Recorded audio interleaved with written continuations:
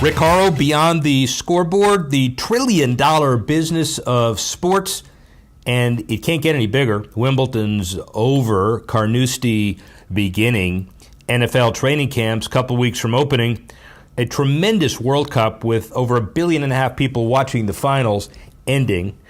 Can't believe I would actually say that I miss soccer, but the way that was done, who cannot?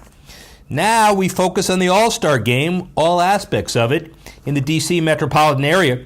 And by the way, if you want to see the full list of stories, NBCWashington.com, HorrowSports.com, at Rick Horrow. We give you the whole 15 list, plus the 5 tech and the 5 philanthropy as well. And also, subscribe to us on Apple Podcasts, Google Play, Audio Boom, Stitcher, iTunes, and all of those places as well. As we head into the All-Star Game, the All-Star Game big generally, certainly big in Washington. Nationals hosting with MLB. They released the 2018 All-Star Week Youth Community Initiative, cultural schedule, and the like. Greater Washington community has ceremonies all over.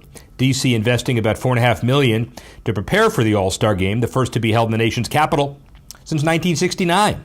City officials expect economic impact of $60 million. Even more, 100,000 attendees.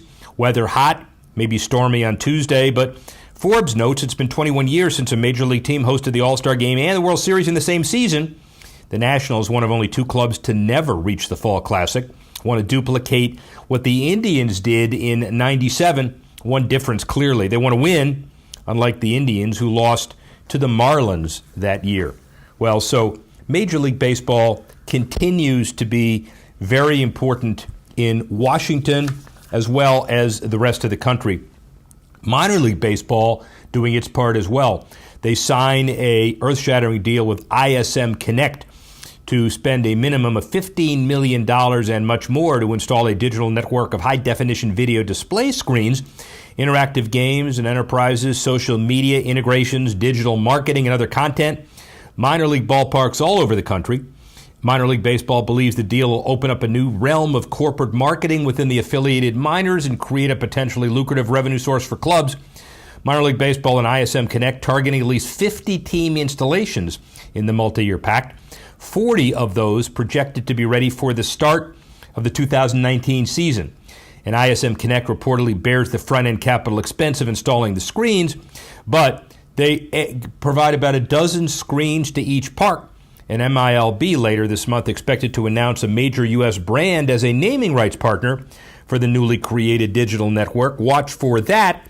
And also, it makes sense that ISM Connect on the move. They have the naming rights to the Phoenix International Raceway, which is renovated, and now ISM Connect Raceway for the November race in Phoenix, the semis for the Race to the Cup. They're sure doing it right, and they're doing it consistently.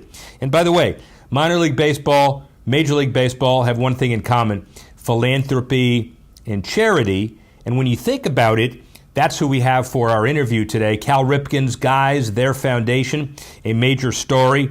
We're going to cover that in just a minute. But first, let's talk about the Home Run Derby. Virtual first Home Run Derby champ during the All-Star break. Fans attending the Fan Fest or Play Ball Park from Friday through Sunday, they can qualify for this. And fans at 12 Major League parks across the country can also be involved.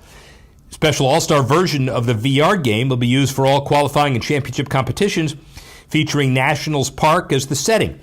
Participating fans have 90 seconds to hit as many home runs as possible using a proprietary VR bat controller.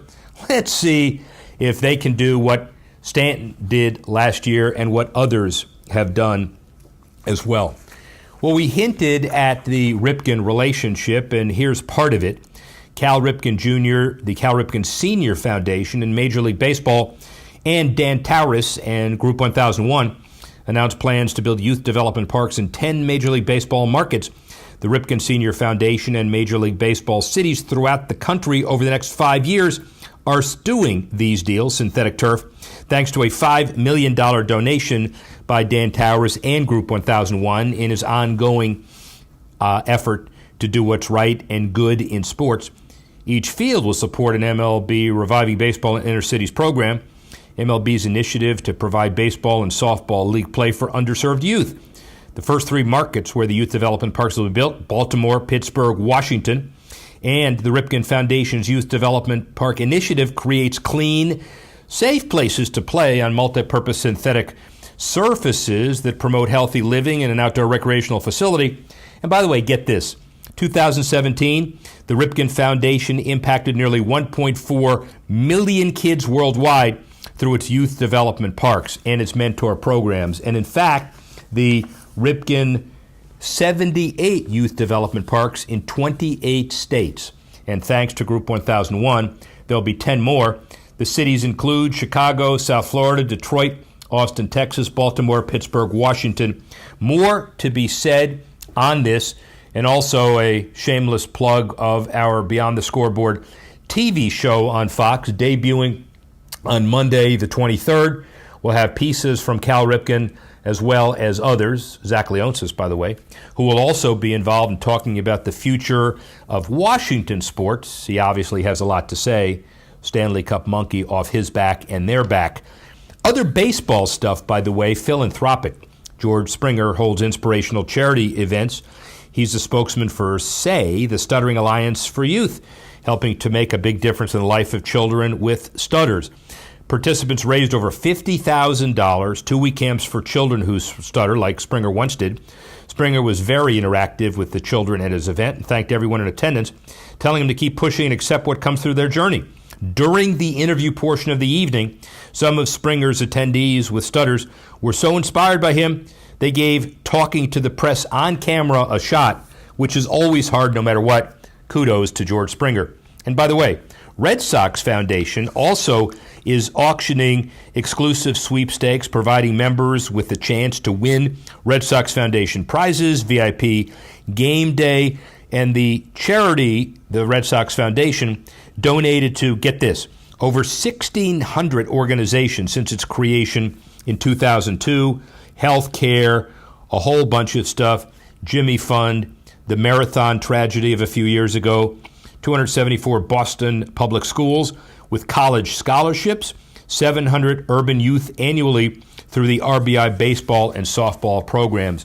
Certainly doing it the right way. Kudos to baseball. Kudos to Cal Ripken Jr. On behalf of Cal Ripken Sr., more to come on that. Bringing us to our guest, Cal Ripken Sr. Foundation, run by Steve Salem, the president, 78 youth development parks in 22 states, and big announcement over next week with new facilities that are being done in Baltimore, Pittsburgh, Washington, other cities like Chicago and Detroit and Miami. And the whole key to this is that Cal Ripken Jr. lends his name to a foundation on behalf of his dad to grow the game with kids all over America, inner cities, reservations, suburbs, everywhere else. Steve Salem, the head of the foundation, talks a bit about goals and objectives. Here's what Steve Salem has to say. Business of sports, trillion-dollar sports business, and in many ways it revolves around some of those key industry leaders who have the right business acumen but also the ability to do the right thing. We have one here, the representative, really the top guy, Cal Ripken's glorious career, Ironman, Hall of Fame, but he does so much more than that. The Ripken Foundation, rather than me waxing eloquent on it or trying to wax eloquent, Steve Salem, its president. How are you, Steve? Fine, thank you. It's good to be here. Awesome. Let's talk a little bit about the Ripken Foundation, just an elevator speech, and it's a long elevator ride, so give us an idea of what the foundation does. So what we are doing is literally in all 50 states trying to provide opportunities. We use baseball as a hook, but it really is just a hook. Provide opportunities to kids who have been left behind, at-risk kids, distressed communities, using baseball to provide them with a platform to move forward in life in a positive way. There are a lot of people whose foundation mandate is similar to that. The difference is Cal has scaled it to the point of unbelievable national success. How special is Cal Ripken to work with? He's incredible. Nobody cares more about these kids than Cal and his brother Bill. They are 100% committed to, beyond their baseball careers, making a difference in the lives of these kids And that's what they want as their legacy. They don't want to be remembered for what they did on the field. They want to be remembered for what they did off the field. Give us an example of your kind of core business facility. Perfect world, mixture of fields, education. We understand that there is a STEM training involvement as well, female empowerment. You do it all. Yeah, we're doing a lot of things. We really are broken down into two primary areas. First, we build what we call youth development parks, which are synthetic turf, $1 million plus parks in the toughest neighborhoods in America, so that the kids who reside there have the same opportunities to play and play anything that our kids have. Now, these parks happen to be state-of-the-art, spectacular places, and if they want to play competitive sports, now they have the opportunity. If they just want to go for a walk and play kickball with their friends, now they have that opportunity. And then the second thing we do is we have a group of programs like the ones you mentioned, STEM. We're putting STEM centers in inner city schools.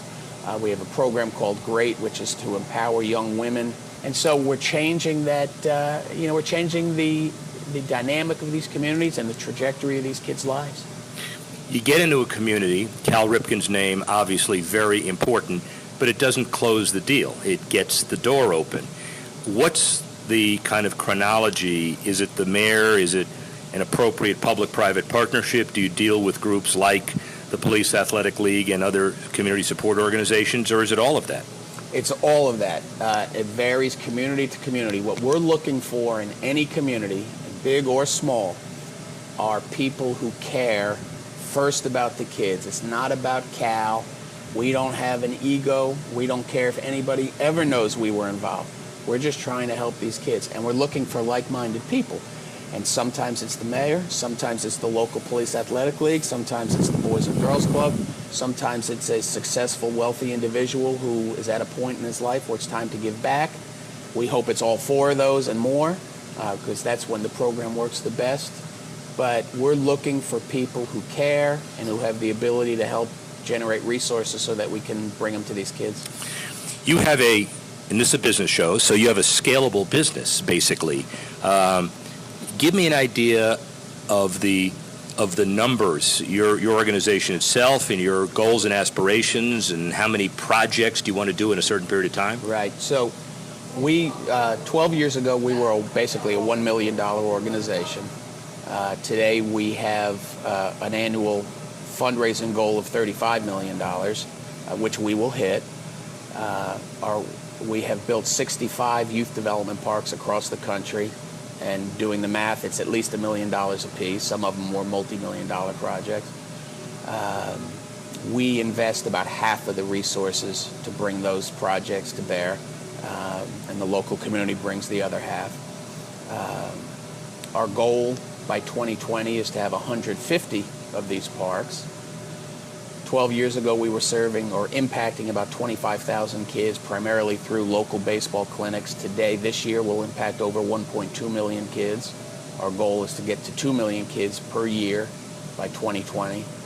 So it's been a fun ride. It's a little bit overwhelming, but Cal's name carries a lot of clout when you go into these communities. But it's his passion and his commitment. I mean, he really passionately cares, and it's contagious. And you could tell the BS prohibition doesn't stop at Cal. I mean, you are a guy who puts your money where your mouth is as well. Steve Salem, your background, Boys and Girls Clubs, but you've come out of the nonprofit business as well, right? Absolutely. I actually did a short stint with the New York Yankees out of law school. Well, they're not a nonprofit business. They're definitely not a nonprofit. And then went to Boys and Girls Clubs of America for 15 years. Ended as the vice president of government relations there, running the government relations office. And then went over at the request of Cal and Bill to the Ripken Foundation.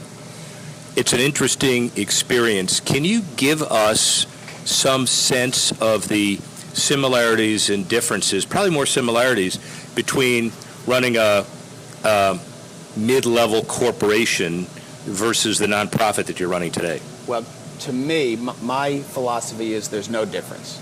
You need a product that people want to invest in. You need to keep your word, do what you say you're going to do. You need to generate interest and excitement. The challenge that we have in the nonprofit world that maybe you don't have in the for-profit world is we don't really have a product to sell. We're selling the heartstrings. But in every other way, we have built and continue to build our business the same way we would build a for-profit company, and it's working. You're in a city, obviously you succeed at an alarming successful rate, but what are some of the one biggest challenge you have when you're in a community to be able to pull a deal off? It's changed over time. Originally, the biggest challenge was, well, Ripken, that's Baltimore. We're in Oklahoma City. What do we care about Baltimore? That's changed as our work reputation has gotten out there, as word has spread. I think the biggest challenge is it's very hard to find a sustainable existing program, because that's what we need to partner with. And in some cases, it's just not there. And it's very hard. But once we go in and we say we're coming, we do not turn back. So that's probably our biggest challenge. What do you say to the Charles Barkleys of the world? He'd probably recant the statement right now if he had a chance, but that athletes are not role models and they have no obligation to give back. Well, I disagree with this statement that they're not role models. Whether or not they have an obligation to give back is for someone else to decide. I mean, I don't judge people like that, but they are role models, whether they like it or not, because that's who these kids are watching and who they're imitating and who they want to be like. I do think we all have an obligation, because we're all role models to these kids, to do the right thing, do what we say we're going to do, and that's what we try and teach the kids in our programs. How do you and Cal feel when you're about to watch the first game played in a new facility that you've just caused to be open? It is the most overwhelmingly wonderful feeling you can imagine to see these kids come on to it's their field. We build these $1 million fields and we give it to the community. It's theirs, not ours. They own it. And what we often do is we'll put a ribbon out, and instead of the mayor, and the people with all the money cutting the ribbon, we'll have the kids run through the ribbon. Picture those kids lined up, so excited, cannot wait for the chaperones to say go, and these kids come running out and they run through the ribbon on this lush green. The synthetic turf is beautiful green, or whatever color you want. By the way, you can have purple too. We have a purple one. Yeah, I'm sure. It's overwhelming. Cal Ripken's vision, Steve Salem, is in very good hands. Thank you very much. Thank you very much. Appreciate it. Let's talk about the World Cup. The real winner is France, yeah, but Nike. The semifinalists, France, England, and Croatia, all Nike-branded teams. The on-field success corresponded with stock gains by Nike, up 5% since the World Cup kicked off. And as a result, according to Campaign Live, when Hugo Lloris and his teammates lifted the World Cup on Sunday, the money shot, appearing in every form of media all over the globe, featured the Nike brand on player shirts. The only way an unofficial brand can get that sort of exposure from World Cup matches is by being one of the team kit sponsors, and the World Cup and the Olympics are the world's two leading sporting events. We know that. And branding opportunities at the Olympics, very limited. So the World Cup provides some way to reach global branding. An estimated audience of 3.6 billion in over 200 countries watched the World Cup, and on Sunday, the Nike brand took center stage. An estimated billion people watched the final game worldwide. More to come. And in fact, on that, FIFA may be open to expanding the 2022 World Cup to 48 teams. Gianni Infantino said the governing body remains open to expanding the number of teams by 50% in 2022, 4 years earlier than planned. He told the Washington Post FIFA will continue discussing the matter with the host country Qatar and calmly and quietly decide whether to grow the tournament to 48 teams. Infantino also confirmed the 2022 World Cup will begin on November 21, the final being played on December 18. Infantino didn't directly answer a question about how he reconciles his tight relationship with Russian President Vladimir Putin and the political and human rights issues dogging the host country, he talked about being one of the greatest World Cups ever, and you really objectively can't blame him. It came off really well. It'll be played with direct competition in the United States. With college and NFL football, the 2022 World Cup faces a massive challenge in maintaining high TV ratings in America, especially if the team doesn't qualify. But yet, we look forward to 2026 with Mexico, Canada, and U.S. picking up the cudgel, hammer, whatever they're picking up, it'll be good. The growing popularity of soccer in the U.S. represents a cultural shift that offers a great way for brands to authentically connect with younger American consumers. In partnership with Telemundo, Horrow's research talked about 3 in 4 Hispanic millennials are soccer fans and are more likely to be fans of soccer versus American football at 71%, basketball 71%, baseball 68%, boxing 66%. Well, it was a study done for soccer, but still, Fox Nets have earned $107 million from the World Cup advertising. And as the World Cup hit its final week, Telemundo Deportes coverage reached 35 million TV viewers through the final quarterfinals, reaching 55% of the U.S. Hispanic population. And in addition, Telemundo Deportes' digital presentation had about 14.4 million unique users, generating a record-setting 125 million live streams. The beautiful game is now unquestionably the bountiful game. All those numbers mean one thing. More people are watching more stuff in different ways. So Juventus spends about $340 million to land Ronaldo. He signed a 4-year contract with the Serie A club worth about $50 million a year. He gets that money. Plus, they pay Real Madrid a transfer fee of $140 million, bringing the total investment to more than $340. It's a lot of money.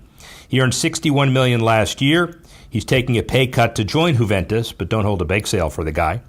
Earlier this year, Real Madrid was valued at $4.8088 billion at 5.5 times revenue. Juventus at $1.472 billion, just 3.3 times revenue, but yet it's all really significant. When you look at the numbers, $84 million for Messi, $73 million for Neymar. When you add the $47.5 million per year Ronaldo makes from endorsements, appearances, and licensing, he becomes the second highest soccer player in the world. Messi first, $111 million per year. Ronaldo, $35.1 million per year, or $1.1 million per second. That is only related to his on-field, not even endorsements. So we understand how big those numbers are. Soccer, big in America, getting even bigger.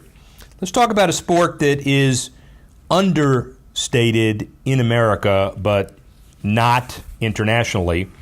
Americans, though, scored a major upset in the International Beach Volleyball Championship in under 60 minutes of the Swatch Major Gestad pool play of the FIBVB World Tours Beach Volleyball Major Series. 2 results sent shockwaves through the Swiss Alps. Reigning Olympic champion Alison Cerruti and last year's champion Andrea Loyola, humbled by Italian qualifiers Andrea Abati and Liziano Andreatta in straight sets, and Brazilian Evandro Goncalves and partner Vitor Felipe, you better pronounce it right, the top seeds in the mountain tournament, were beaten by American wildcards to get this right, Sean Rosenthal and rookie Chase Budinger. If you've heard about Budinger, by the way, he played in the NBA for 8 years. He was in impressive form, and even though his last Pro Beach volleyball outing was in 2011. An incredible start, he said. A year ago, I'd never thought I'd be blocking a world champion of beach volleyball at net at a major, said Budinger. If Team Budinger-Rosenthal continues to play this way, we'll for sure see them next year on the South Florida sand at the Fort Lauderdale Major season opener, February 5 through 10. Let's end with golf. I always like to end with golf. Golf's really important, especially where we have a major. Carnoustie. And bottom line is, held in Scotland's great facility, not near any infrastructure, but People are going anyway, obviously. The fund for the Open increased by $250,000 to a total of $10.5 million. The winner's set to take on $1.89 million, according to Reuters. The movement convenes at the PGA Tour announcement. The tournament has major change announcement all around the schedule. The latest major revelation is the fact that the FedEx Cup playoffs only featuring 3 events. The players have competed over 4 final tournaments for the $35 million prize fund, with only 30 players in the FedEx Cup rankings competing in the last competition, the Tour Championship. However, from now on, the TPC Boston and New York City will rotate annually for the right to host the Northern Trust Playoff, the first of the 3. Other significant changes to the schedule see existing tournaments being shifted to other parts of the year and 2 new events added. The PGA Championship will fill the May time slot left by the Players' Championship, moving to March. This shift leaves the Open Championship as the year's final major, taking place July 18 to 21. And then you can't have tournaments without sponsors. Aon making a major marketing splash in golf with the sponsorship deal with both the PGA Tour and the LPGA that includes a $1 million prize to a player from each tour as part of the newly created Aon Risk Reward Challenge. The season-long competition is the major component of the 8-year deal, and it's open to players on both tours. Calls for players to accumulate a season-long score from one selected strategically, challenging holes across 28 PGA Tour events and the 30 LPGA Tour events beginning next season. The Aon Risk Reward Challenge will be held each year of the broadcast deal and be featured during the PGA Tour broadcast on CBS, as well as the Golf Channel with the LPGA. The financial terms not disclosed, but the deal represents a significant new investment in golf from Aon and a new format as well. The London-based consulting firm already has an array of global sports sponsorships, but until now limited its financial involvement in golf mostly to hospitality. Thus far, LPGA players in particular have telegraphed their enthusiasm over the equally distributed prize money as a real chance to go head-to-head in a strategic match event against their male PGA Tour peers. Interesting stuff, and obviously we'll see how it all shakes out. An amazingly busy week, as you could tell. I'd like to thank the Cal Ripken Senior Foundation, Steve Salem, Dan Towers for being so generous, Major League Baseball for being involved in that, and also all of the events coming up, including Carnoustie and including events in Vienna, the Beach Volleyball Championship that I'll be at, and most important, a busy sports schedule in July and August. Thanks for you all for listening and watching, and join us next time when we go Beyond the Scoreboard.